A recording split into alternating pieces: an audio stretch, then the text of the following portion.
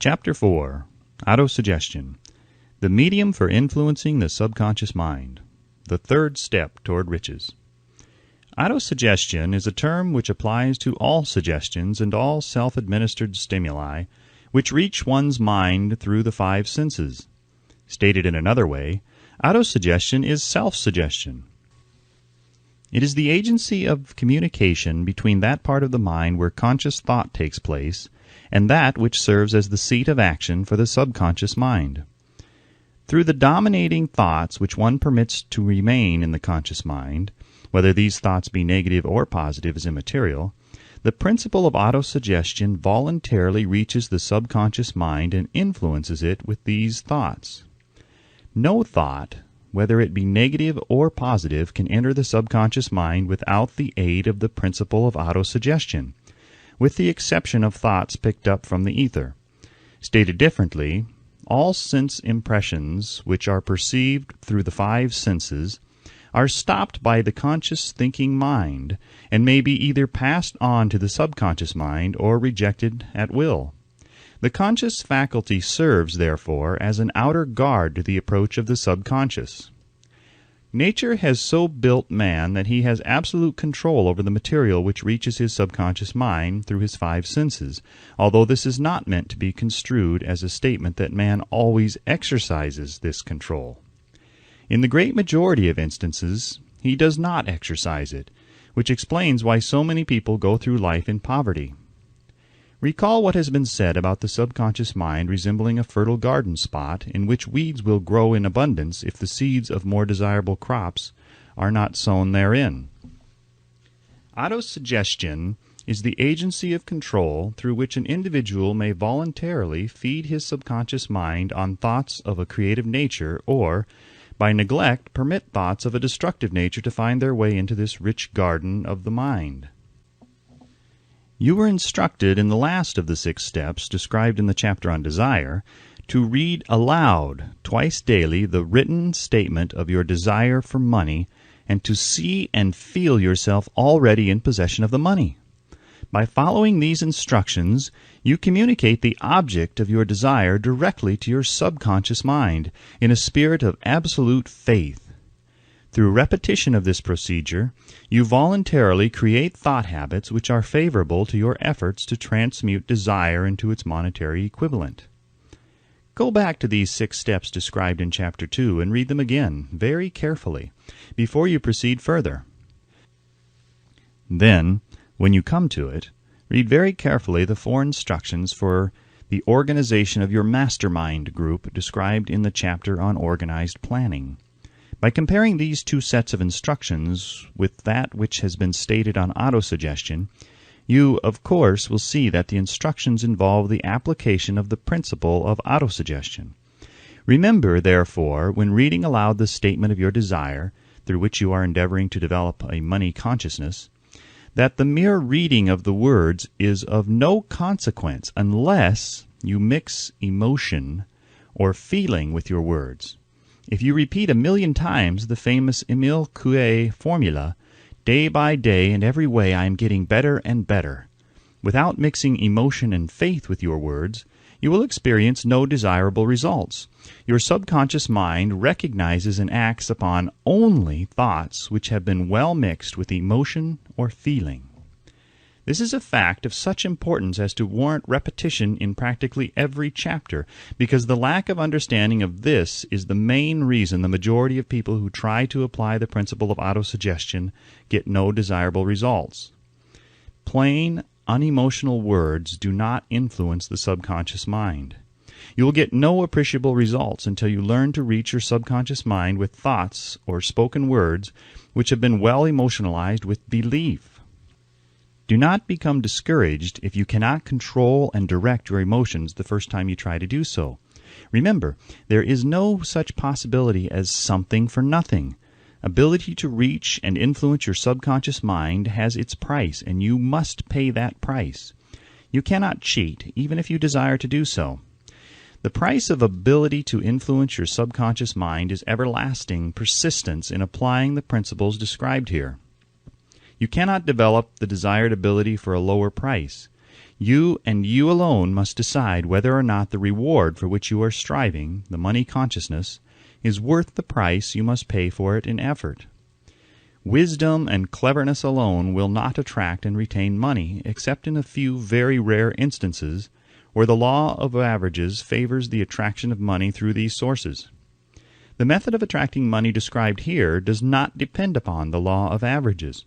Moreover, the method plays no favorites. It will work for one person as effectively as it will for another. Where failure is experienced, it is the individual, not the method, which has failed. If you try and fail, make another effort, and still another, until you succeed. Your ability to use the principle of autosuggestion will depend very largely upon your capacity to concentrate upon a given desire until that desire becomes a burning obsession. When you begin to carry out the instructions in connection with the 6 steps described in the 2nd chapter, it will be necessary for you to make use of the principle of concentration. Let us here offer suggestions for the effective use of concentration.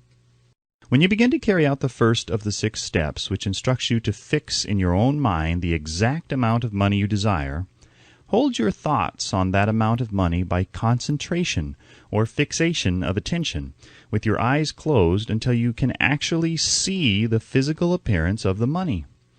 Do this at least once each day. As you go through these exercises, follow the instructions given in the chapter on faith and see yourself actually in possession of the money. Here is a most significant fact. The subconscious mind takes any orders given it in a spirit of absolute faith and acts upon those orders, although the orders often have to be presented over and over again through repetition before they are interpreted by the subconscious mind.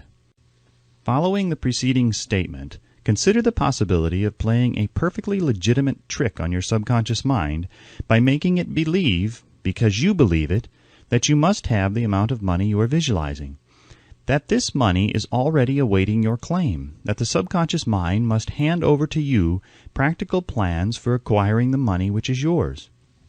Hand over the thought suggested in the preceding paragraph to your imagination, and see what your imagination can or will do to create practical plans for the accumulation of money through transmutation of your desire.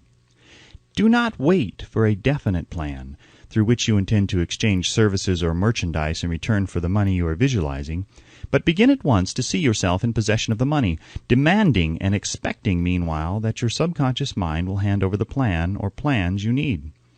Be on the alert for these plans, and when they appear, put them into action immediately. When the plans appear, they will probably flash into your mind through the 6th sense in the form of an inspiration. This inspiration may be considered a direct telegram or message from the infinite intelligence. Treat it with respect and act upon it as soon as you receive it. Failure to do this will be fatal to your success. In the 4th of the 6 steps, you are instructed to create a definite plan for carrying out your desire and begin at once to put this plan into action. You should follow this instruction in the manner described in the preceding paragraph. Do not trust to your reason when creating your plan for accumulating money through the transmutation of desire. Your reason is faulty. Moreover, your reasoning faculty may be lazy, and if you depend entirely upon it to serve you, it may disappoint you. When visualizing the money you intend to accumulate with closed eyes, see yourself rendering the service or delivering the merchandise you intend to give in return for this money. This is important.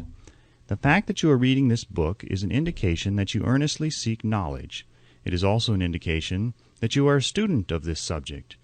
If you are only a student, there is a chance that you may learn much that you did not know, but will learn only by assuming an attitude of humility. If you choose to follow some of the instructions but neglect or refuse to follow others, you will fail. To get satisfactory results, you must follow all instructions in a spirit of faith. The instructions given in connection with the 6 steps in the 2nd chapter will now be summarized and blended with the principles covered by this chapter as follows. First, go into some quiet spot, preferably in bed at night, where you will not be disturbed or interrupted. Close your eyes and repeat aloud, so you may hear your own words, the written statement of the amount of money you intend to accumulate. the time limit for its accumulation, and a description of the service or merchandise you intend to give in return for the money. As you carry out these instructions, see yourself already in possession of the money. For example, suppose that you intend to accumulate $50,000 by the 1st of January.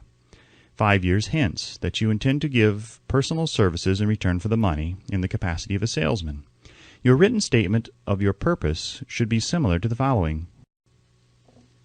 By the 1st day of January 2000 blank, I will have in my possession $50,000 which will come to me in various amounts from time to time during the interim. In return for this money, I will give the most efficient service of which I am capable, rendering the fullest possible quantity and the best possible quality of service in the capacity of a salesman of, describe the service or merchandise you intend to sell. I believe that I will have this money in my possession. My faith is so strong that I can now see this money before my eyes. I can touch it with my hands. It is now awaiting transfer to me at the time and in the proportion that I deliver the service I intend to render in return for it. I am awaiting a plan by which to accumulate this money, and I will follow that plan when it is received. Second, repeat this program night and morning until you can see, in your imagination, the money that you intend to accumulate. Third, place a written copy of your statement where you can see it night and morning and read it just before retiring and upon arising until it has been memorized. Remember, as you carry out these instructions, that you are applying the principle of autosuggestion for the purpose of giving orders to your subconscious mind. Remember also that your subconscious mind will act only upon instructions which are emotionalized and handed over to it with feeling. Faith is the strongest and most productive of the emotions. Follow the instructions given in the chapter on faith. These instructions may, at first, seem abstract. Do not let this disturb you. Follow the instructions, no matter how abstract or impractical they may at first appear to be. The time will soon come, if you do as you have been instructed, in spirit as well as in act, when a whole new universe of power will unfold to you. Skepticism in connection with all new ideas is characteristic of all human beings. But if you follow the instructions outlined, your skepticism will soon be replaced by belief, and this, in turn, will soon become crystallized into absolute faith. Then you will have arrived at the point where you may truly say, I am the master of my fate. I am the captain of my soul. Many philosophers have made the statement that man is the master of his own earthly destiny, but most of them have failed to say why he is the master. The reason that man may be master of his own earthly status, and especially his financial status, is thoroughly explained in this chapter. Man may become the master of himself and of his environment because he has the power to influence his own subconscious mind, and through it gain the cooperation of infinite intelligence. You are now reading the chapter which represents the keystone to the arc of this philosophy. The instructions contained in this chapter must be understood and applied with persistence if you succeed in transmuting desire into money. The actual performance of transmuting desire into money involves the use of autosuggestion as an agency by which one may reach and influence the subconscious mind. The other principles are simply tools with which to apply autosuggestion. Keep this thought in mind, and you will at all times be conscious of the important part the principle of autosuggestion is to play in your efforts to accumulate money through the methods described in this book. Carry out these instructions as though you were a small child. Inject into your efforts something of the faith of a child. The author has been most careful to see that no impractical instructions were included because of his sincere desire to be helpful. After you have read the entire book, come back to this chapter and follow in spirit and in action this instruction. Read the entire chapter aloud once every night until you become thoroughly convinced that the principle of autosuggestion is sound, that it will accomplish for you all that has been claimed for it. As you read, underscore with a pencil every sentence which impresses you favorably. Follow the foregoing instruction to the letter, and it will open the way for a complete understanding and mastery of the principles of success.